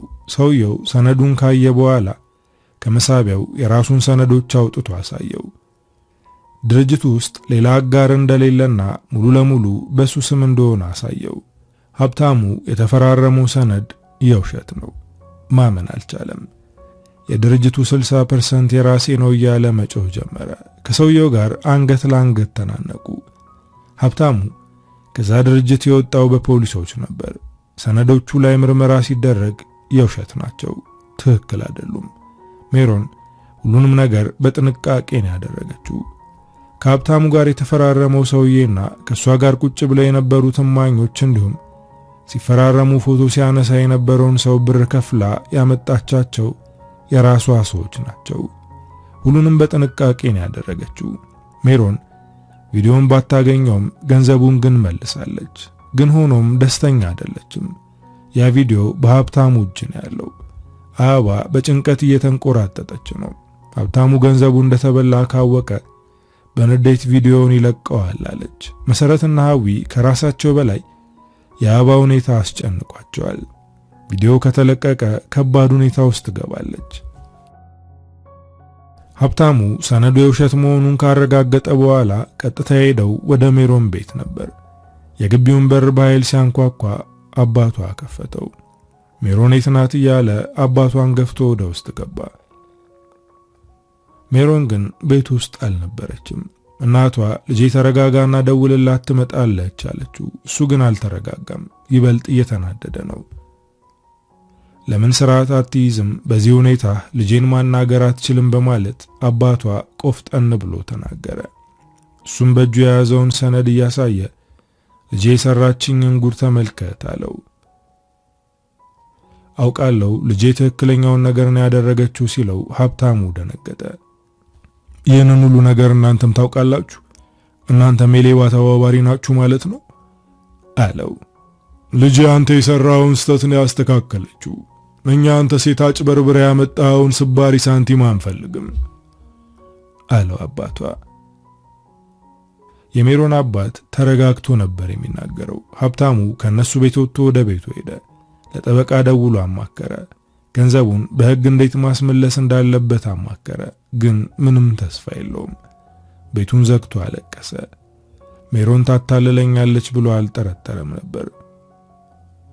በጣም ያፈቅራታል። እሱ የሚያፈቅራትን ያክል እሷም የምታፈቅረው መስሎት ነበር። ለምን ከዳሽኝ? በጣም አፈቅርሻለሁ እኮ አንቺ ላይ ምንም አይነት መጥፎ ነገር አድርጌ አላውቅም፣ ለማድረግም አልሞከርኩም ብሎ የስልክ መልእክት ላከላት። ሜሮን ከሴቶቹ ቤት ወጥታ ወደ ቤቷ እየተመለሰች እያለ ነበር መልእክቱ የገባላት። እኔም ከልቤ ወድጄ ነበር፣ አንተን ለማግባት ተዘጋጅቼ ነበር፣ ግን የተዋጣልህ አጭበርባሪ መሆንን ደረስኩበት። እኔ እንዳንተ አጭበርባሪ አይደለሁም፣ ገንዘቡን በሰው ሀገር ተንከራተው ለሰሩት ሴቶች ነው የመለስኩት ብላ እሷን መልሳ ላከችለት። ከተቀመጠበት ተነስቶ ዙሪያውን ተመለከተ። ይሄ ቤትም ሆነ ሌላው ነገር ሁሉ የሱ የላብ ውጤት አይደለም። በሱ ምክንያት የሞተችውን ሴት አስታወሰ። ለምንድነው እንደዚህ ያደረኩት በማለት ራሱን ጠየቀ። ግን ለዚህ ጥያቄው መልስ አለው። ድህነትን አጥብቆ ይጠላዋል። ምክንያቱም እናቱ መታከሚያ ስላጣችና ራብ ስለበረታባት ነው የሞተችው። ሰዎች ሊረዱት አልሞከሩም። ይሄ ለሱ በቂ ምክንያት ነው። ያንን ለመበቀል ነበር ይሄን ሁሉ ነገር ያደረገው። ግን በሱ ምክንያት የሞተች ሴት አለች። በሱ ምክንያት የሚያለቅሱ ሴቶች አሉ። ይህ ትክክል አይደለም። ድህነትን መበቀል ያለበት ሰርቶ በሚያገኘው ገንዘብ እንጂ በሌላ ሰው ላብ መሆን የለበትም። ሜሮን እሱ የሰራውን ስህተት እንዳስተካከለችለት የገባው ገና አሁን ነው። ራሱን አረጋግቶ ተመልሶ ወደ እሷ ቤት ሄደ። አሁን ግቢውን ያንኳኳው በስርዓት ነው። እናቷ ከፈተችለት። ወደ ውስጥ ሲገባ ሜሮን ከአባቷ ጎን ቁጭ ብላለች። አባቷ ልጁን ከልሎ ፊት ለፊት ቆመ። ለምንድነው የመጣው በማለት በቁጣ ተናገረው። ላጠፋሁት ነገር ይቅርታ ለመጠየቅና ስተቴን ስላስተካከለችልኝ ላመሰግናት ነው የመጣሁት አለ። ሲናገር አይኖቹን ባቅረረው ነበር። ይቅርታ መጠየቅ ያለብህ እኔን ሳይሆን ሴቶቹን ነው ብላ መለሰችለት። እጠይቃቸዋለሁ፣ ግን አንቺም ይቅር በይኝ። በጣም ወድሻለሁ። ምናልባት ይቅር ብለሽኝ ወደ እኔ መመለስ ፍላጎት ካለሽ እንደምጠብቅሽና ስትመጪ በደስታ እንደምቀበልሽ እርግጠኛ መሆን ትችያለሽ ብሎ ተናግሮ ወጣ። የሜሮን እናት በሐዘኔታ ከንፈሯን እየመጠጠች ከልቡ ነው የተጸጸተ ዋለች። ሜሮን ድንገትም በዋዱብ ዱብ አለ። ሀብታሙን ተወዷለች። ከዛ ድብርት እንድትወጣ ያደረጋት እሱ ነው። በዛ ላይ እሷ ላይ ምንም ያደረገው ነገር የለም፣ ግን ደግሞ ሌሎች ሴቶችን ጎድቷል። ልጄ ለዚህ ሰውዬ ብለሽ አታልቅሺ። አጭበርባሪ መሆኑን በጊዜ ባታቂ ኑሮ አንቺም ከተጠቂዎቹ መካከል ትሆኚ ነበር አላት አባቷ። እነ መሰረት ገንዘባቸው ተመልሷል፣ ግን አሁንም ከጭንቀት አልወጡም። ቪዲዮን ይለቀዋል ብለው ፈርተዋል። ገንዘቡን መልስለትና ቪዲዮን እንዲያጠፋልን ጠይቀው አለች አበባ። ገንዘቡን ከመለሱ በኋላ ቪዲዮን ለማጥፋቱ ዋስትና የላቸውም። ስለዚህ ድጋሚ መታለል የለባቸውም። የመሰረት እናት እነሱ ወዳሉበት ክፍል ገባች። እሷ ስትገባ ስለ ቪዲዮ ማውራታቸውን አቆሙ። ከመካከላቸው ቁጭ አለች። ሁሉንም ነገር ስታወሩ ሰምቻለሁ። ምንም መደበቅ አያስፈልግም። ስለ ቪዲዮ አውቃለሁ አለች። ሁሉም ደንግጠው እርስ በርስ ተያዩ። የሆነውን ነገር መቀየር አይቻልም፣ ብታስተካክሉት እንኳን ሆኖ ነበር መባሉ የማይቀር ነው። ስለዚህ መጨነቃችሁን አቁሙ አለች። ሁሉም በመሰረት እናት ሁኔታ ተገርመዋል። ሆድ ስለባሳቸው እቅፏ ውስጥ በመግባት አለቀሱ። እሷም አቀፈቻቸው። የሚያጋጥማችሁን ፈተና እንደ ችግር ብቻ አትዩት፣ ጥሩ ነገርም ይዞ ይመጣል። ይሄ ነገር ባይገጥማችሁ ኑሮ አትተዋወቁም ነበር። እንደዚህ የምትዋደዱና የምትተሳሰቡ እህትማማቾች አትሆኑም ነበር። ስለዚህ ፈተና ሲገጥማችሁ መጥፎ ጎኑን ብቻ ሳይሆን ጥሩንም ተመልከቱ አለች። መሰረት አሁን ቀለል ብሏታል። እናቷ ከክፍሏ እንደወጣች ሀዊንና አበባን አቅፋ ሁሉንም ችግር አብረን እናልፈዋለን አለቻቸው። ተቃቅፈው እያለ በቴሌግራም ተደወለላት። ስታየው አረብ ሀገር እያለች ሀብታሙ ጋር የምታወራበት ስልክ ነው። በድንጋጤ አሳየቻቸው። ሁሉም ደንግጠዋል። አንስታ ድምፁ ለሁሉም እንዲሰማ አደረገችው። በጣም ተረጋግቶና ትህትና በተሞላበት አንደበት ነበር የሚያወራው።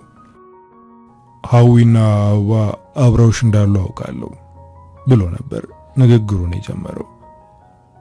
ባደረገው ነገር በጣም እንደተጸጸተና አግኝቶ ሁሉንም ይቅርታ መጠየቅ እንደሚፈልግ ነገራቸው። እርስ በርስ ተያዩ። አበባ እናግኘውና ቪዲዮ እንዲያጠፋልን እንማጸነው አለች። መሰረትም እሺ ብላ የቤቱን አድራሻ ነገረችው። የሱ ስልክ እንደተዘጋ ለሜሮን ደውላ ነገረቻት። ሜሮንም መጥቼ አብሬያችሁ ሆናለሁ አለች። ሀብታሙ ባደረገው ነገር ተጸጽቷል። እነ መሰረትን ይቅርታ ለመጠየቅ አድራሻውን ወደ ሰጠችው ቤት አመራ። ቤቱን ከፍታ ወደ ውስጥ ያስገባችው የመሰረት እናት ናት። ወደ ውስጥ ሲገባ መሰረትና ሐዊ እንዲሁም አበባ ቁጭ ብለው እየጠበቁት ነበር። በአፍረታ ቀርቅሮ ፊት ለፊታቸው ቆመ። እናቴ ሞተችው መታከሚያ ገንዘብ ስላልነበራትና በረሃብ ምክንያት ነው።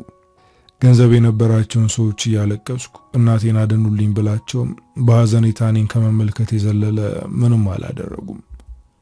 አይኔ እያየ እናቴን አጠዋት። እናቴን ያሳጣኝን ድህነት ለመበቀል ብዬ ብዙ ስተት ሰራው። በእኔ ምክንያት ራሷን ያጠፋች ሴት አለች። እናንተም በእኔ ምክንያት አልቅሳችኋል። በመሃል አንዲት መልአክ የሆነች ሴት ወደ ህይወቴ ገብታ ስተቴን አስተካክላ እንዲጸጽተኝ አደረገችኝ። እዚህ የመጣሁት ከልቤ እንደተጸጸትኩ ለመናገርና ይቅርታ ለመጠየቅ ነው አለ። የሀብታሙን ንግግር ከሰሙ በኋላ መሰረት ከተቀመጠችበት ተነስታ ወደሱ በመጠጋት ይቅር የምንል አንድ ነገር ካደረክ ብቻ ነው አለችው። እሱ ምንም ለማድረግ ፍቃደኛ እንደሆነ ነገራት። እሷም ቪዲዮውን እንዲያጠፋው ነገረችው። ቪዲዮውን አጥፍቼዋለሁ። እኔ ጋር ምንም አይነት ቪዲዮና ፎቶ የለም። ከዚህ በኋላ መጨነቅ የለባችሁም። ሜሮን እናንተን አቃስ መልሳ እኔንም ከስተቴ እንድማር አድርጋኛለች። እንደ ጥቁር ድንጋይ የደነደነውን ልቤን በፍቅር አለስልሳ ሰው አድርጋኛለች አለ። እነ መሰረትም ይቅር እንዳሉት ነገሩት። ሀብታሙ ከነ መሰረት ቤት እንደወጣ ወደ ሰማይ አንጋጦ ፈገግ አለ። ትልቅ ሸክም ከትከሻው የወረደ ያክል ነበር የተሰማው። ሀብታሙ ከቤት እንደወጣ ሜሮን ከተደበቀችበት ወጣች። ሌላኛው ክፍል ውስጡን እያዳመጠች ነበር። በደስታ አቀፏት። ይሄው ሊሆነው ባንቺ ምክንያት ነው እናመሰግናለን አሉ። እሷም ደስ ብሏታል። የመሰረት እናት የደስ ቡና ላፍላ ብላ ወደ ጓዳ ገባች። ሴቶቹ በደስታ ሲያወሩ ሜሮን በሐሳብ ጭልጥ አለች። ሀብታሙ ያፈቅርሻል፣ ስላንቺ ሲናገር አይኖቹ ውስጥ ያለው ፍቅር ያንጸባርቃል አለች መሰረት። ሜሮንም የሷና የሀብታሙ ነገር እንዳከተመለት ተናገረች። ግን መሰረት ሁለቱም ላይ ፍቅር እንዳለ አይታለች። ሜሪዬ፣ ሁሉም ሰው ስተት ይሰራል፣ ማናችንም ፍጹም አይደለንም። ዋናው ነገር ከልባችን መጸጸታችን ነው። ሀብታሙ ደግሞ ከልቡ ተጸጽቷል። ስለዚህ ይቅር ለማለት ልብሽን ክፍት አድርጊው አለቻት። ሐዊና አበባም በመሰረት ሐሳብ ይስማማሉ። እውነት ግን የተጸጸተ ይመስላችኋል? አለች ሜሮን። በመሰረት ንግግር ልቧ አለስልሷል። እውነቱን ስነግርሽ እኔ አንቺን ቢያደርገኝ አሁን እዚህ አልቀመጥም ነበር፣ ተከትዬ አስቆመው ነበር፣ ከዛም እቅፉ ውስጥ ገባለሁ አለች ሐዊ። ሜሮን ዞር ብላ መሰረትን ተመለከተቻት። እኔም በሆን እንደዛ ነው የማደርገው አለች። ሜሮን ከተቀመጠችበት በመነሳት ማዘርዬ፣ ቡናሽን ሌላ ጊዜ እጠጣዋለሁ ብላ በፍጥነት ከቤት ወጣች።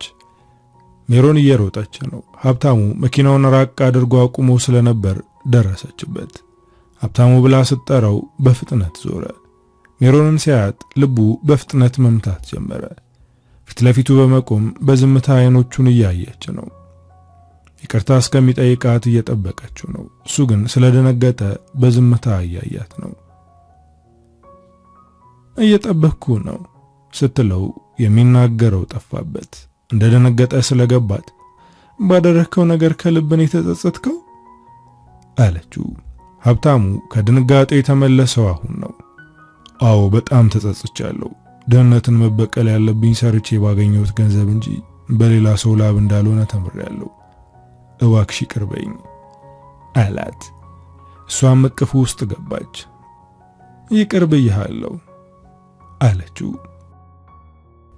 አንዳንድ ሰዎች በልጅነታቸው የጎዳቸውን ለመበቀልና እንዲኖራቸው የሚፈልጉትን ነገር ለማግኘት ሰርተው ሳይሆን የሌላን ሰው ሀቅ ይወስዳሉ። ሀብታሙም በልጅነቱ እናቱን ያሳጣውን ድህነት ለመበቀል አረብ ሀገር የሚለፉ ሴቶችን ሀቅ በመውሰድ ለመበቀል ሞከረ። ግን የሰው ሀቅ ጠፍቶ አይቀርም። አበቃው። ከፊያሜታ አምሃ።